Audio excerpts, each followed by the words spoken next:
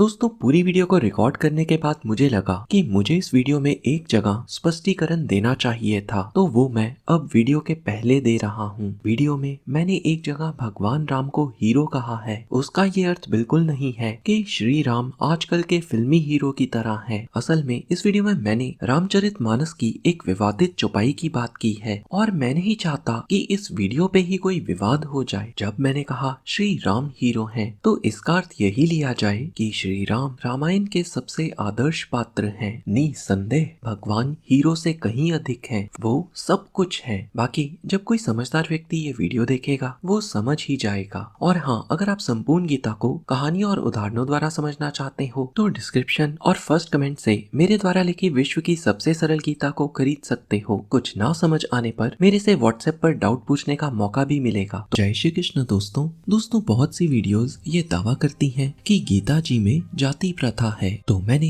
इस पर एक वीडियो पहले ही बनाई थी और उस वीडियो में छांदोग्य उपनिषद से एक कहानी भी बताई थी जिससे जाति प्रथा का सच पता चलता है। अब इंटरनेट पे बहुत से आर्टिकल्स और वीडियोस श्री रामचरितमानस की इस चौपाई को लेकर भी विवाद करते हैं, जहाँ लिखा है ढोल गवार शूद्र पशु नारी सकल ताड़ना के अधिकारी। एक शब्द में कहूँ तो सच तो ये है कि इसका अर्थ यही निकलता है कि ढोल गवार शूद्र पशु और नारी ये सब ताड़ना के अधिकारी हैं। ताड़ना का मतलब है खींच कर रखना, मतलब इन सब को अनुशासन में रखना, डांट कर रखना। और जो कोई भी इस बात को नकार रहा है उसने रामचरितमानस को नहीं समझा। और कुछ लोग तो इस बात पर भी जोर दे रहे हैं कि ताड़ना का अर्थ डांटना या खींच कर रखना नहीं होगा, कुछ और होगा। और कई लोग कह देते हैं कि यहाँ पर ताड़ना नहीं ताड़ना शब्द होना चाहिए। पर अब कोई बताए आप ढोल को कैसे तार सकते हो। वहीं कुछ लोग कह देते हैं ताड़ना का अर्थ यहाँ पर है देखना या उनका ध्यान रखना। अब ये अर्थ भी ठीक नहीं लगता। ढोल का ही ध्यान क्यों रखने को कहा है? तो किसी ने कह दिया पूरी चौपाई में ताड़ना के अलग अलग अर्थ निकाले जाएंगे, जैसे हम निकालते हैं कनक कनकते 100 गुनी मादकता अधिकाय वह खाए बहराए वह पाए बहराए। इस वाक्य में भी हम कनक कनक के अलग अलग अर्थ निकालते हैं। कनक का एक अर्थ सोना है और दूसरा अर्थ धतूरा है। उसी प्रकार इस चौपाई में एक जगह ताड़ना का अर्थ है संभाल कर रखना और एक तरफ है दंड देना या पीटना। तो हर किसी ने अपने हिसाब से इसके अर्थ को निकाला है और इसी प्रकार के कुछ और दावे करती आपको अनेकों वीडियोस मिल जाएंगी, पर इनमें से कुछ भी सही नहीं है। सच तो ये है इन सबको कस के रखने को कहा गया है, पर अभी तो सिक्के का ये एक ही पहलू है, इससे कुछ भी साबित नहीं होता। हाँ, पर ये सच है कि रामचरितमानस की इस चौपाई के कारण बहुत से दलित संगठन और महिला संगठन बुरा मान जाते हैं और इसी कारण हिंदू धार्मिक ग्रंथों को ही वो लोग गलत कह देते हैं। अब इसके उलट देखो, रामचरितमानस में ही अनेकों जगह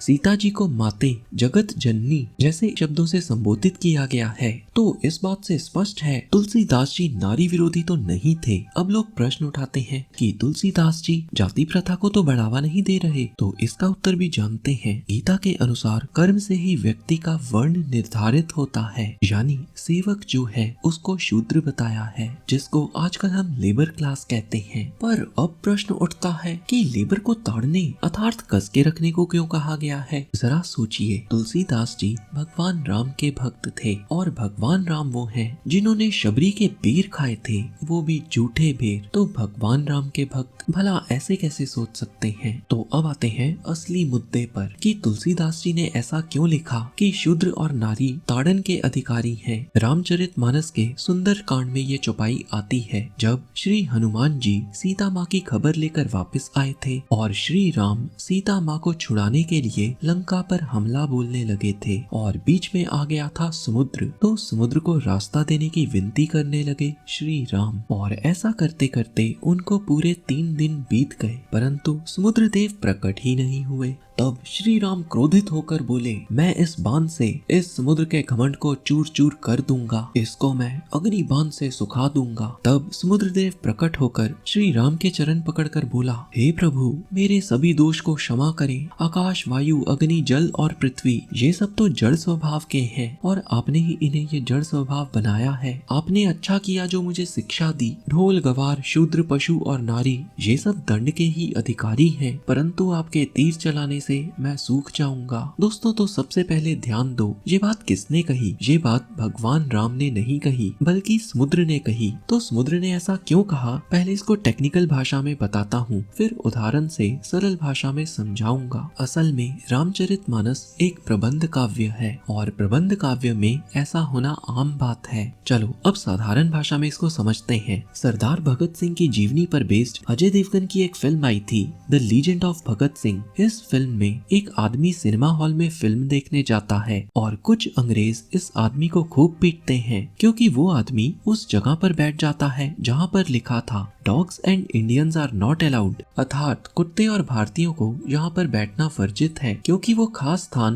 अंग्रेजों के लिए ही था। और ठीक ऐसे ही होता है अमिताभ बच्चन की फिल्म मर्द में, जहाँ पर एक अंग्रेज बोलता है कि कुत्तों और हिंदुस्तानियों को यहाँ पर आना मना है। किसी ने भी इन दोनों डायलॉग्स का बुरा नहीं माना था। किसी ने नहीं कहा था कि ये फिल्म क्या सीख दे रही है या ये भारतीयों के साथ भेदभाव कर रही है, क्योंकि सब जानते थे ये डायलॉग्स फिल्म का विलन बोल रहा है। प्रबंध काव्य में कौन बोल रहा है ये इम्पोर्टेंट बात है। बस यही हुआ है श्री रामचरितमानस की इस चौपाई के साथ। रामचरितमानस के हीरो हैं श्री राम और उस समय जो विलन था वो था समुद्र, क्योंकि वो श्री राम का रास्ता नहीं छोड़ रहा था। तो विलन समुद्र की गंदी सोच ने इस डायलॉग को जन्म दिया था। विलन विलन है अपनी गंदी सोच के कारण। और दोस्तों अब सबसे ज्यादा हैरान करने वाली बात, मुझे समझ नहीं आता कोई रामचरितमानस के किष्किंधा कांड के इस चौपाई की बात क्यों नहीं करता, जहाँ श्री राम कहते हैं, हे मूर्ख बाली, छोटे भाई की स्त्री, बहन, पुत्री की स्त्री और कन्या ये चारों समान हैं। इनको जो कोई बुरी दृष्टि से देखता है उसे मारने में कुछ भी पाप नहीं होता।